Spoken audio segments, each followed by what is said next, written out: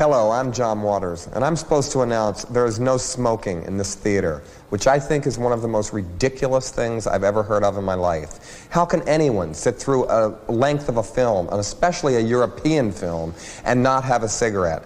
But don't you wish you had one right now? And I'm telling you that smoke anyway. It gives ushers jobs, and if people didn't smoke, there would be no employment for the youth of today. So once again, no smoking in this theater.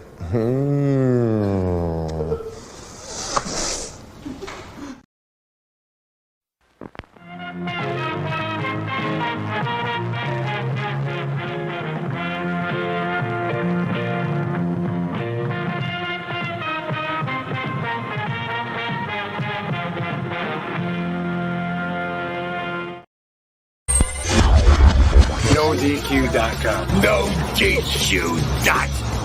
NoDQ.com. NoDQ.com. NoDQ.com. NoDQ.com. NoDQ.com. NoDQ.com.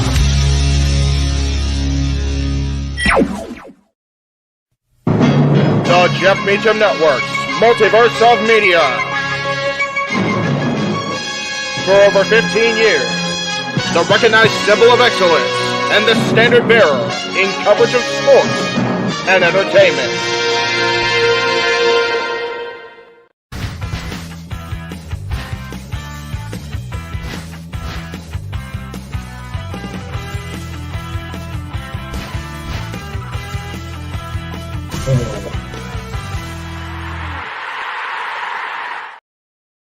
What is up, everybody? Welcome to Talk Wrestling. It is Thursday, December 14th, 2023. You are watching, of course, on NoDQ.com and across the greater Jeff Meacham Network, Multiverse of Media. Happy Thursday to all. It is one day away from Ring of Honor's final battle, the final Ring of Honor show pay-per-view-wise of 2023. We're just about 2 weeks away from AEW World's End. And just about 2 weeks away from the end of the year, and a little over, let's see, today's 14th, 11 days from Christmas. We just, Hanukkah is, I believe, now over. I'm trying to keep track of everything. It's been a little crazy. I know we have at least one more night of Hanukkah officially. I know my sister is having an extended night due to family coming over. So good to see everybody during this holiday season. I know it's a crazy time of year for everybody, but to those of you that are in the chat room already, thank you very much. To those of you that will be watching on demand later, we thank you as well on behalf of the entire Multiverse and NoDQ.com. It's been a little bit of a crazy week in that with CM Punk making the decision to sign with Monday Night Raw, it looks like the discussions between WWE and Warner Bros. Discovery have reignited, restarted, however you want to phrase it. So we could end up in a world where Ring of Honor, or excuse me, where I saw Ring of Honor in the comments. Sorry about that. My brain will.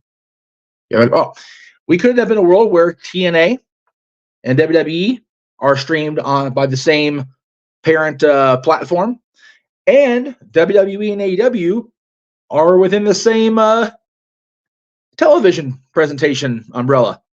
It's a weird time. 2023 has definitely been a unique year, to say the very. I know every year is unique in its own way, but the possibilities for 2024. You think about AEW, WWE being under the same television umbrella. You think of WWE and TNA being under the same pay-per-view streaming presentation umbrella. It's just bizarre. But it's a good time to be a wrestling fan. We've been saying it quite consistently across the multiverse. And when I've been able to be on NoDQ.com. So it's very cool. Very cool. Matt, I did see your chat earlier. I did want to start and make sure I put it up there. Apparently, I got a name drop Mr. Tito's column, which I'm fine with. I have always had a issue, I guess, or a complaint or a bitch, whatever you want to call it, about the player coach thing, where active players should not be coaches, and vice versa. I also, going up the chain of command, if you will, I honestly don't feel like general managers of a team, owners of a team. What's up, brother? Good to see Aaron here in the chat room, or whoever's running NoDQ.com these days. It's a mystery. It's definitely strange. I will say that. But as far as going back to the Bucks thing and the player coach thing, going up the chain, I've always felt that owners should not necessarily be general managers. General managers should definitely not be coaches. It's just going to be one of those deals where things are supposed to be that it's kind of like in the, I know we don't talk about politics on these channels, but very much like the government system in the U.S. There's supposed to be checks and balances. The executive branch checks the judicial branch, the legislative branch checks the executive branch, checks the, I forget what the hell the other branch is called. Forgive me. I haven't taken government in 20 years. Sorry, guys. But with the Bucks being EVPs and active roster, to compare it to football, I have lamented for years that Dallas Cowboys owner Jerry Jones should not be the general manager. I've said that, and I mean it. Bill Belichick coaching the New England Patriots and being the general manager, but it looks like that's ending. Ha! Anyway,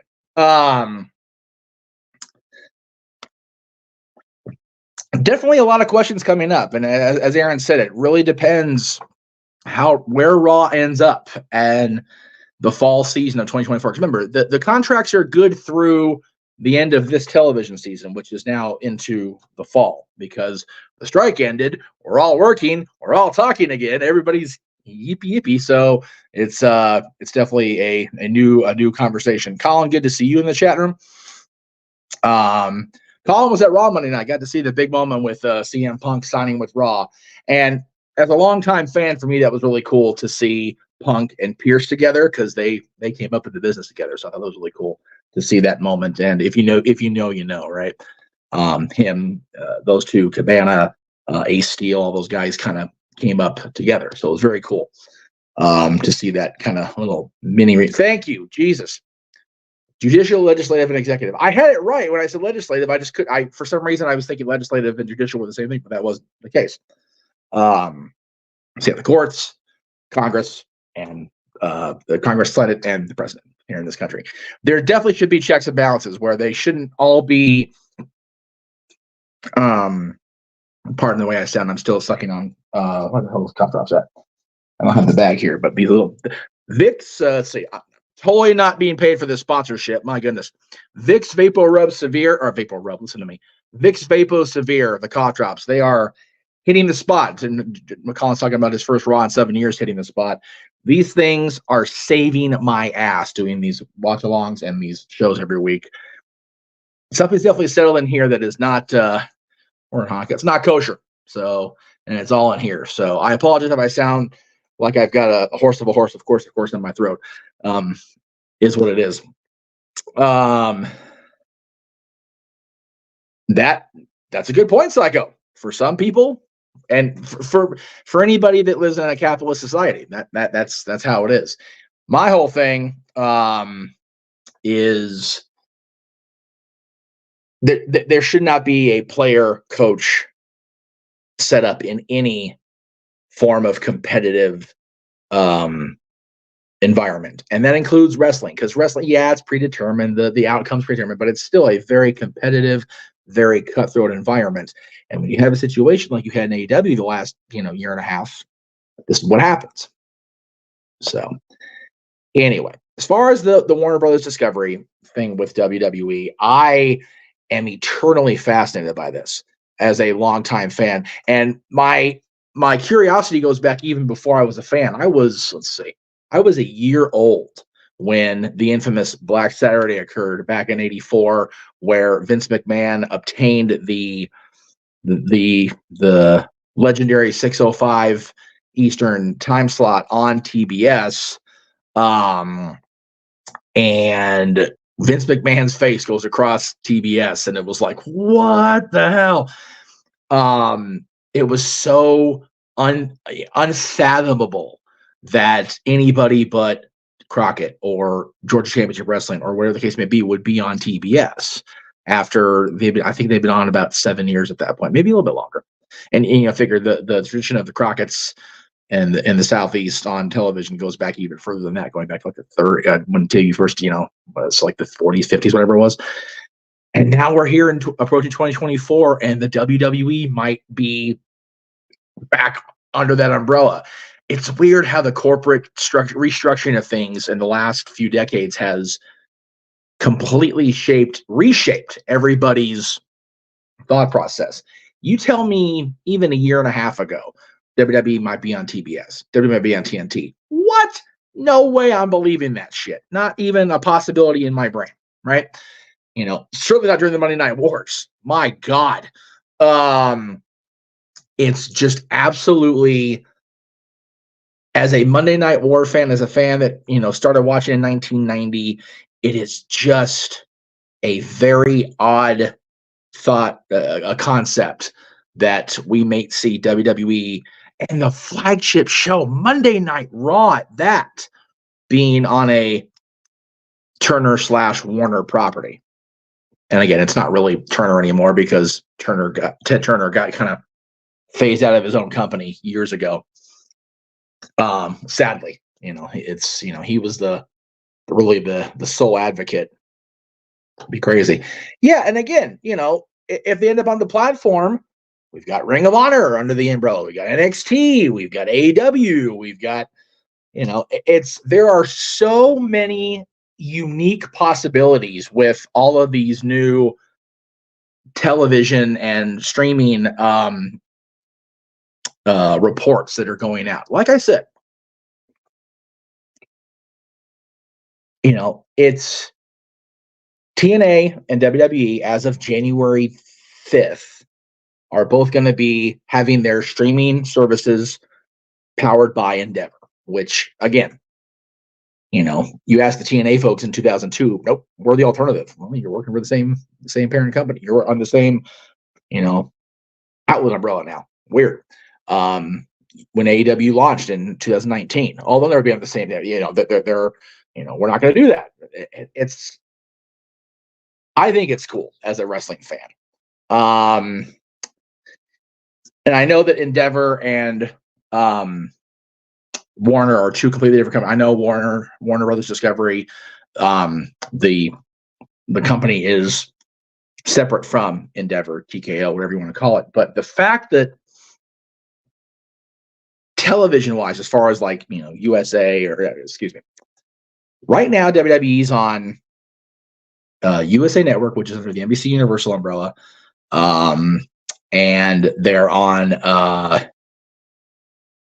Fox. with SmackDown. With this new agreement coming up next year, and I'm not sure when the CW picks up NXT. Somebody can get that for me. That'd be super. Again, I'm running on shoestring today. I'm in the old studio. I'm at the old house trying to run things because we had a ton of shit to do today, and I just didn't have a chance to get the computer over here. So sorry if I'm not able to multitask. Not that I could do that well anyway. But NXT will be on CW, which I think Viacom is still the parent company of that. Please fact check me on that as well, because I don't know. For real, I don't know off the top of my head. But then you'll have SmackDown on USA Network coming up in the fall.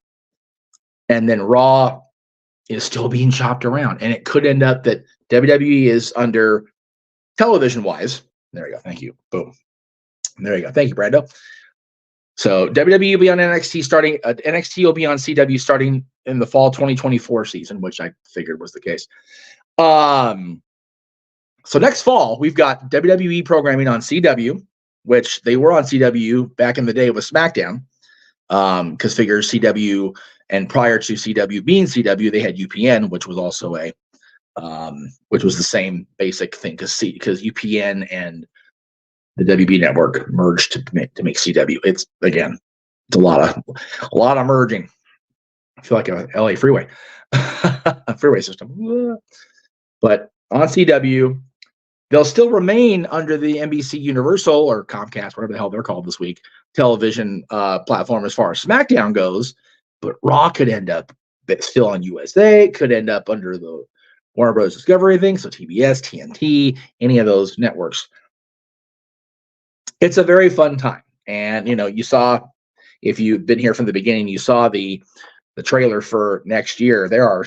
We've already got an average now of one pay-per-view watch along every pay-per-view or premium live event watch along every other week, averaging through August. It's crazy. We've got so much stuff coming up, and we're happy to be able to have so much to cover. We got streams every day, and I think that's really cool that we have the opportunity to come before you guys every day of the week, including weekends, more often than not, and interact with you guys about what we're passionate about. It's really cool that is a thing, because God, when I first started collaborating with Aaron, more than 2 decades ago, it was just, we had WWE.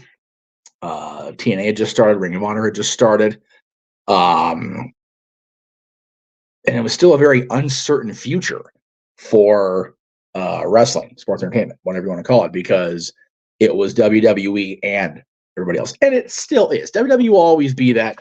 It's them and everybody else. It's been that way, other than the WCW peak during the Monday Night Wars, the Attitude Era, whatever you want to call it. WWE has been and will be the standard bearer. And we've been saying never say never since Vince retired last year, right? We'll be saying that for longer. But I find it hard to believe in a world where anybody will legitimately give WWE a reason to sweat, a run for its money. And when you think about the future, when you think about the next year, we've got WWE and AEW possibly sharing a television distributor. We've got WWE and TNA definitely sharing a streaming distributor. It's a mad world, as they say. Oh, I would talk to JJ about that, Psycho, and I only say that because he stopped watching regularly in 2014. So I think even before that, it was bad. I will go with 2018, if I'm remembering my dates right. Forgive me if I'm not. I think 2018 was the year that Jinder Mahal was the WWE champion, which was a rough year. Creatively in the ring, it was just rough. 2015 was actually fun for a part of it. You had WrestleMania here up in Northern California. I know Aaron went to that WrestleMania with the big Rollins cash-in, so that was fun. I can't remember and again, this is me right now seeing the question, and off top of my my multiple concussed head, I don't remember a single wow 2018 WWE moment, television-wise. You know, I can tell you that WrestleMania in 2018, if I'm remembering right, was the Undertaker, John Cena, for lack of a better term, squash match, his big return after taking off the gear and laying it down in the ring the year before. The ridiculous finish with Lesnar and Reigns, that Lesnar just beat Reigns clean and was like, what? Like, this has been building and now we're not getting anything? That's really silly. Sorry, I had to swallow that and rest that cough drop. It was going to be a loud, crunchy sound. It was gross. Anyway, so for me, off the top of my head, Psycho 2018 was worse, but I'd have to go back and look. A worse year for wrestling was definitely WWF 93. 93 in general was an awful, awful wrestling year. If you have the stomach for it, and this is a big if, okay? Most of it's on the network. I actually think all of it's on the network. Maybe WCW starting out on the network. If you can find the programming, WWF from 93, other than the premiere of Raw and some stuff in that first year of Raw, WCW 93 was just bad. And even ECW, when it launched in the fall of 93, those first few months were not extreme. They were Eastern Championship Wrestling, and it was just another Philadelphia indie that flew in the big names. It was rough. 93 was a bad year across the board, not just WWF. AEW, again, there are good points. And I think people are focusing so hard on the everything they do bad. And it's human nature to not balance that focus out. I don't, pretend it's any other case, right? It's human nature to, latch onto the negative. I don't necessarily agree with that philosophy, but I don't not subscribe to it. I'm very much a guilty party on that front as well. But there was a lot of good in AEW this year. There was, again, losing Punk is bad. It was, is, will be bad for them going forward. So I just think there was so many unfortunate creative decision making. There was so much unfortunate creative decision making that just made us all go. And again, we still do not know how this thing with the devil is going to play out. We've got roughly 16 days to wait, right? Because, World's End is coming. It's a fact of life. December 30th, we're going to be up in Nassau for the big event. So we'll see how this all plays out. I'm definitely curious what they're going to do at World's End. Oh, it's a good question. The last fully bad one, yes. And there was even some good at that WrestleMania. It was just so long of a show. People talk about how long 35 was, and 35 was long. For the record, people are still stuck on that platform in Jersey now.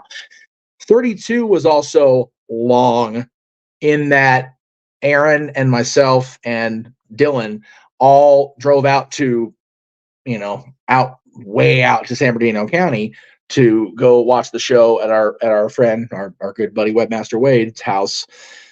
And it was an all morning drive. It felt like and this isn't a shitting on Wade. It's a long drive for anybody. He's out there and waiting.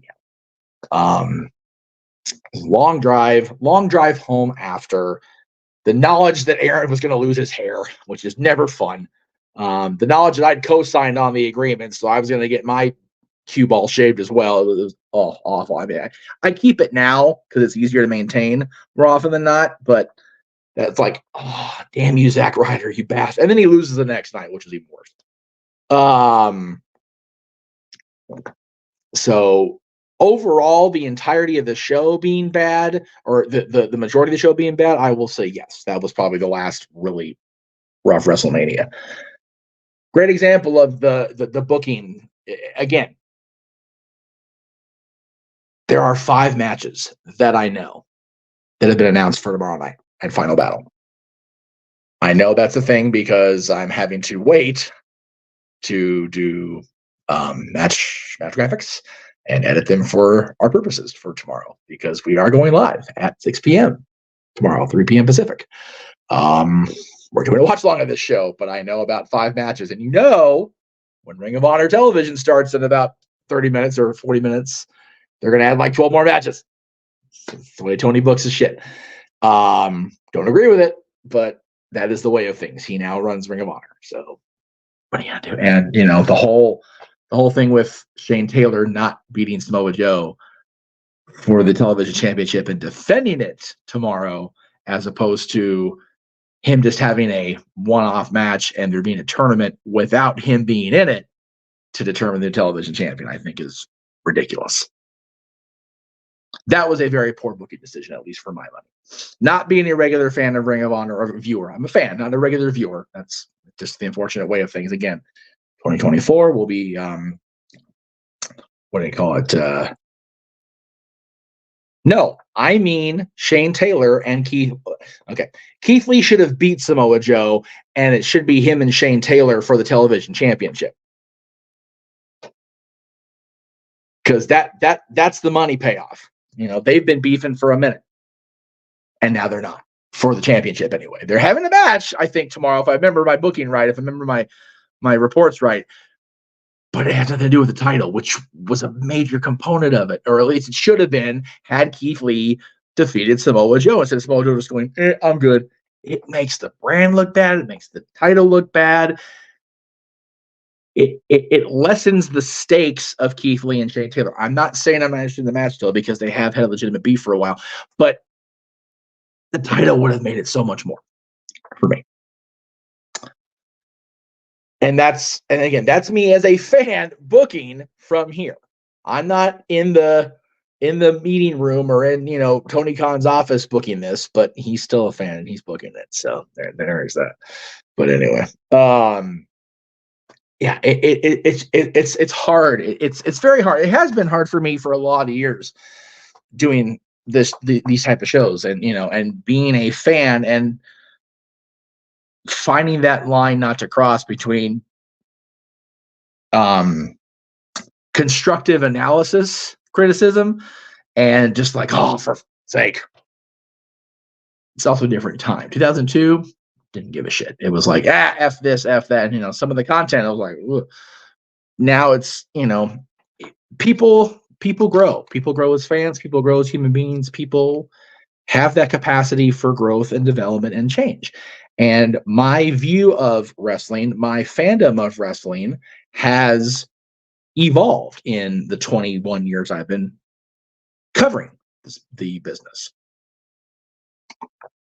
And I still now even find it challenging to not revert back to just like, oh God, this is such bad shit. It's awful. Because I do have at least a little bit better understanding of the business, and that comes with, how long I've been doing this and how much I've been able to work with different independent promotions and be, privy to more information than I was when we started doing the media stuff 21 years ago. So it's definitely a delicate balance, without a doubt.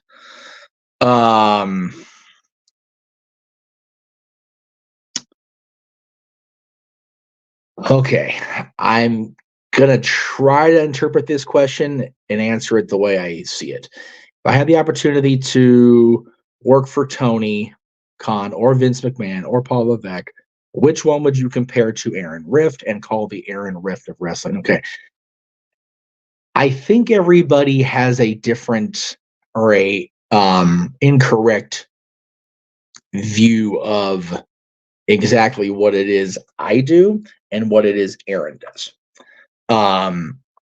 I either appearing with Aaron on Aaron's channel, or the NoDQ channel. Talking head guy, right? I am the talking head. I talk about this. When I'm doing my shows, I'm doing this. I'm, directing the show as far as, making sure buttons get pushed and things get viewed, whatever. I'm producing the shows as far as creating the graphics and booking people that, guest stars. JJ does that too, very much more so than me these days. So there's a lot of different things. There's a lot of different hats that I wear. That's why I have bald, because I wear so many damn hats. Comparing Aaron to Tony Khan or Vince McMahon or Paul Levesque is, I think, a apples to, never be sorry for a weird question, Marshall. I'm trying to think about how to explain it best without being condescending or sounding like an asshole, right? Because I don't intend to be here.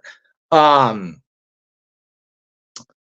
think, because I remember Triple H in his role as, chief content officer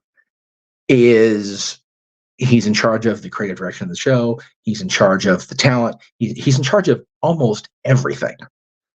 Vince was, buck stops here guy. Same with Tony Khan.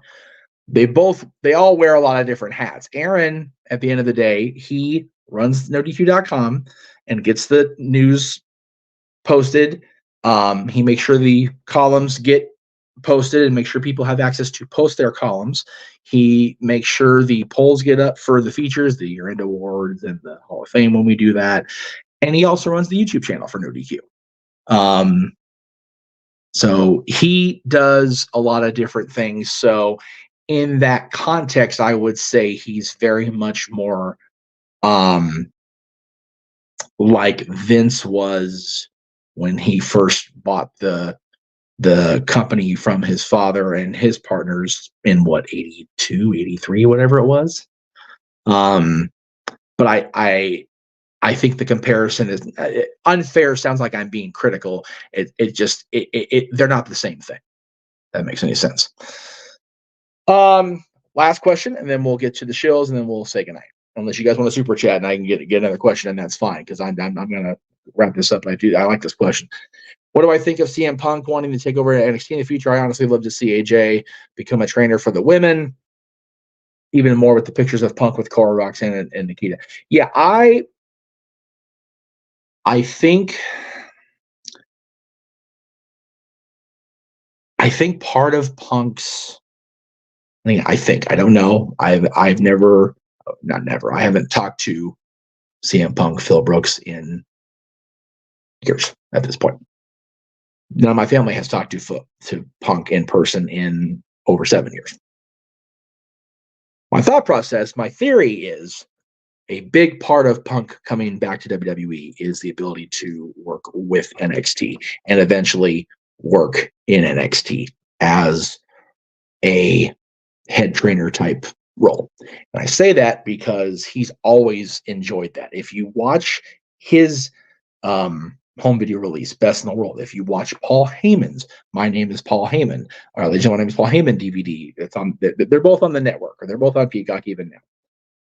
They both talked about the love of cultivating the future generations and, teaching the kids the way.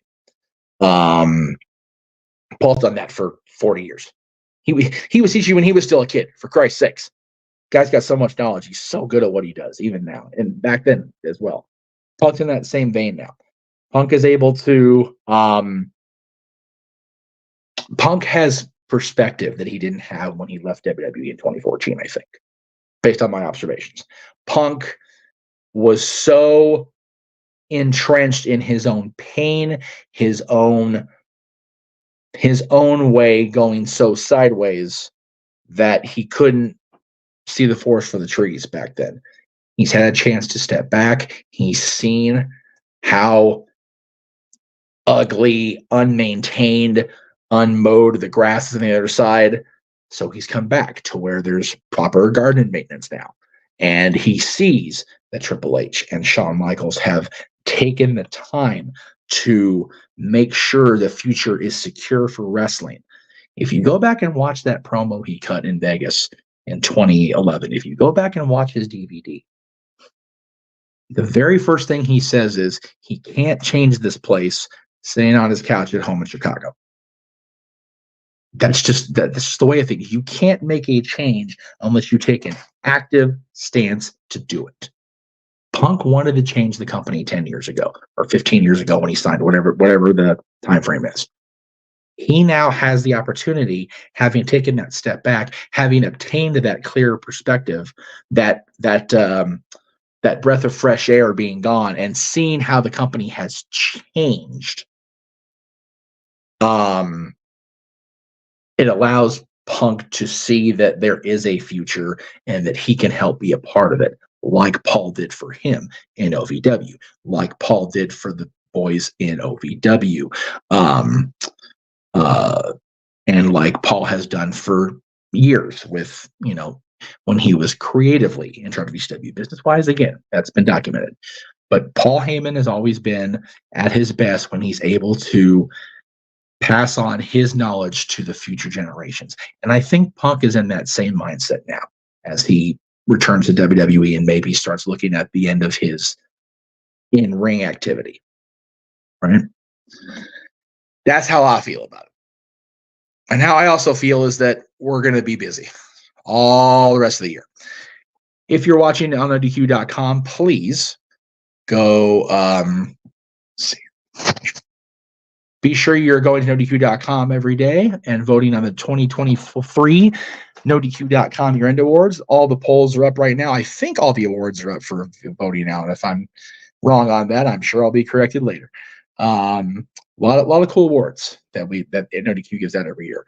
Also, check out the NoDQ review on Sunday, 8 o'clock Eastern, 5 Pacific. Aaron and Virtue and the team will be back to talk about all the goings-on in wrestling. Again, tomorrow night, 6 p.m. Eastern, 3 Pacific, the Jeff Meacham Network Multiverse Media will present our live watch-along and reactions to Ring of Honor Final Battle.